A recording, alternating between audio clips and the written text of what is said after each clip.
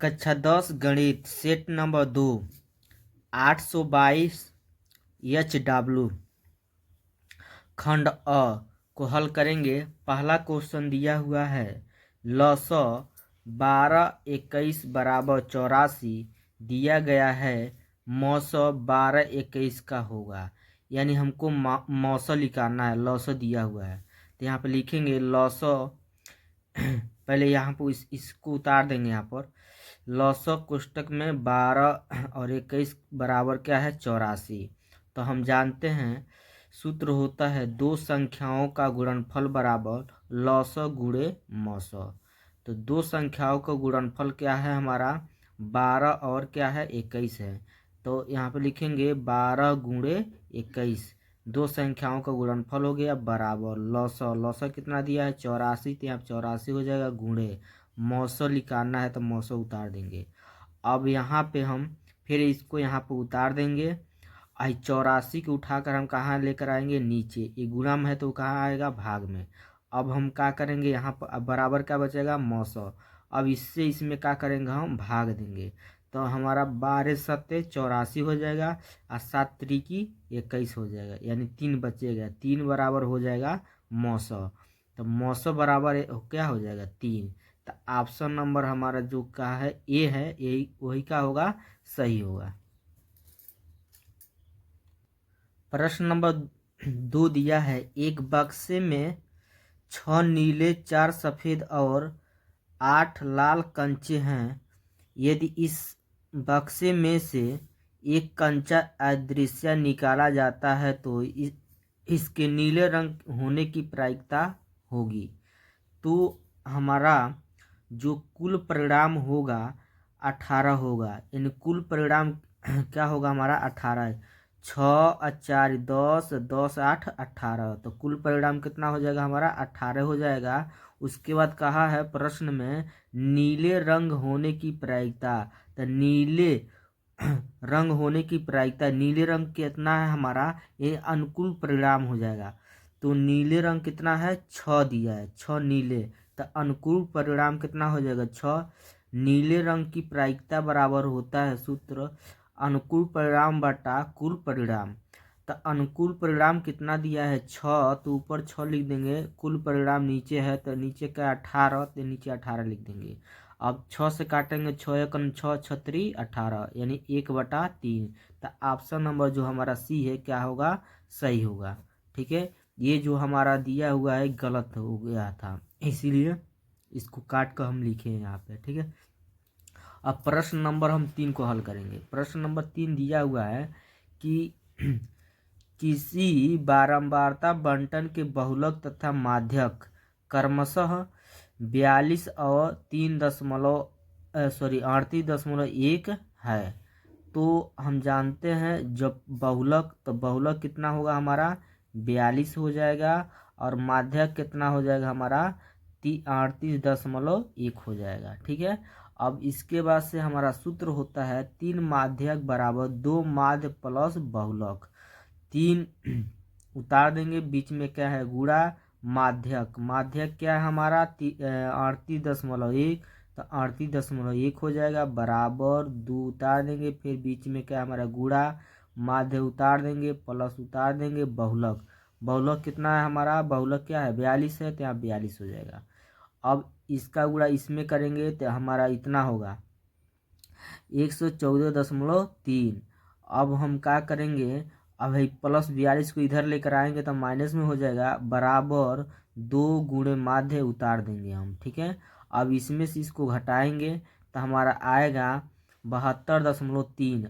जो 2 है वो कहाँ आ जाएगा नीचे आ जाएगा, तो यहाँ बचेगा माध्य। ठीक है, अब 2 से हम भाग देंगे तो हमारा आएगा 36.15 बराबर है माध्य उतार देंगे तो या माध्य बराबर हो जाएगा 36.15। तो ऑप्शन नंबर जो बी है वही का हो जाएगा सही हो जाएगा। अब प्रश्न नंबर 4 दिया हुआ है वर्ग अंतराल दिया है, ये आई बारंबारता है, कह रहा है उपयुक्त बारंबारता बंटन का बहुलक वर्ग होगा। तो सबसे पहले हम देखेंगे बारंबारता में सबसे बड़ी संख्या क्या है, तो 18 है। तो 18 के ऊपर क्या है हमारा वर्ग अंतराल में 15 से क्या है 20 है।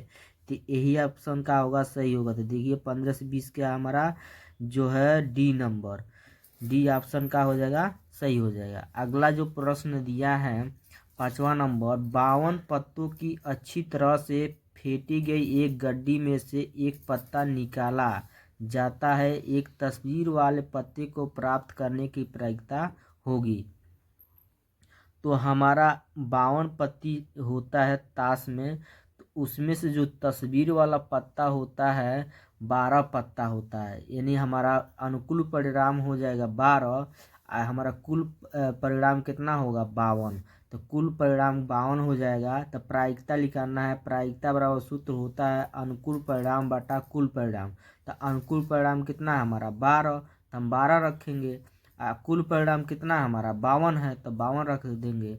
अब हम काटेंगे 4 से, 4 तिहाई 12, 4 एकम 4, 4 तिहाई 12, यानी ऊपर 3 हो जाएगा, नीचे का हो जाएगा 13, यानी 3/13 हो जाएगा। जो ऑप्शन नंबर हमारा सी है यही का हो जाएगा, सही हो जाएगा।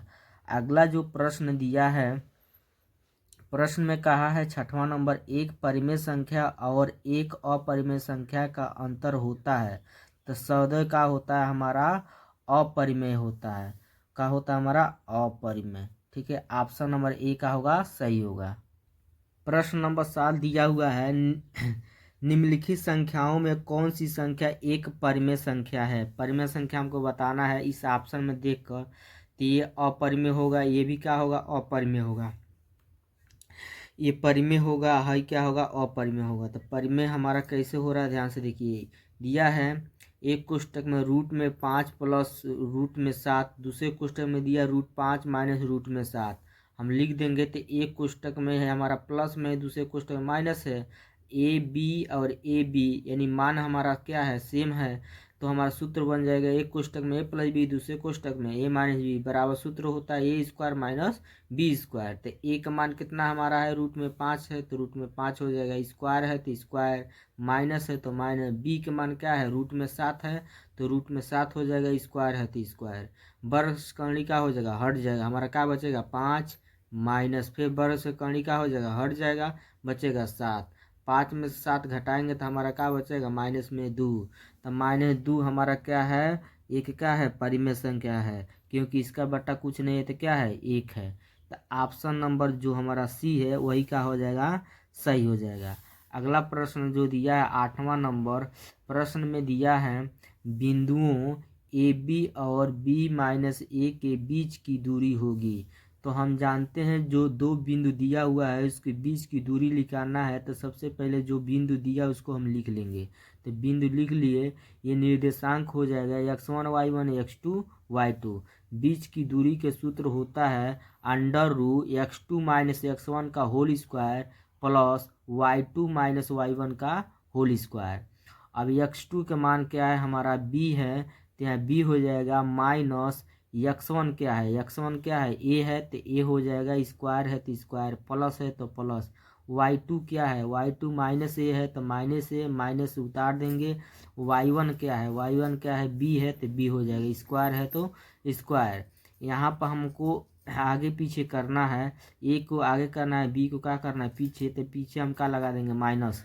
तो हम माइनस जब लगाएंगे तो आगे पीछे हो जाएगा, तो आगे a हो जाएगा माइनस का हो जाएगा b, स्क्वायर है तो स्क्वायर प्लस उतार देंगे, फिर इसको यहाँ पर उतार देंगे। ठीक है, फिर यहाँ पर जो है फिर इसको यहाँ पर उतार देंगे, यहाँ पर माइनस कामन लेंगे, तो जब माइनस कामन लेंगे तो यहाँ प्लस की जगह क्या हो जाएगा माइनस, आई माइनस है तो क्या हो जाएगा प्लस में होगा, आई बी माइनस में ही बी प्लस में बी हो जाएगा, स्क्वायर है तो क्या हो जाएगा स्क्वायर।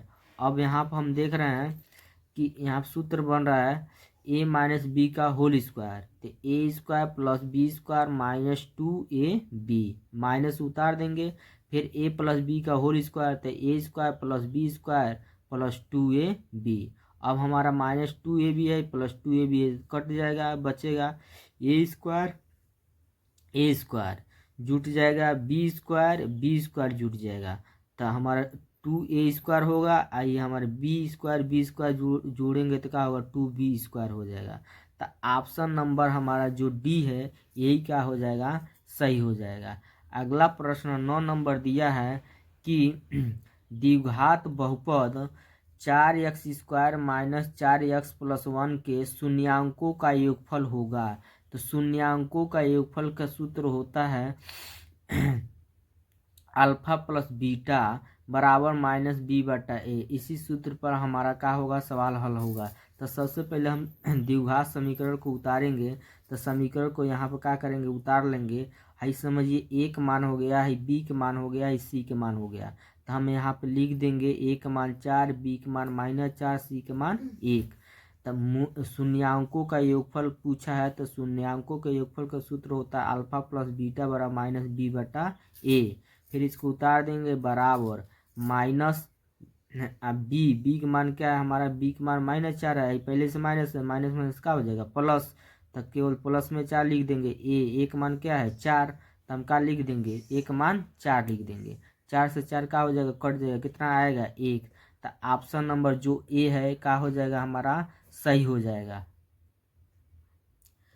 10वां प्रश्न दिया है रैखिक समीकरणों के युग्म x माइनस वाई बराबर 8, 3x माइनस 3y बराबर 16 के हलों की संख्या होगी।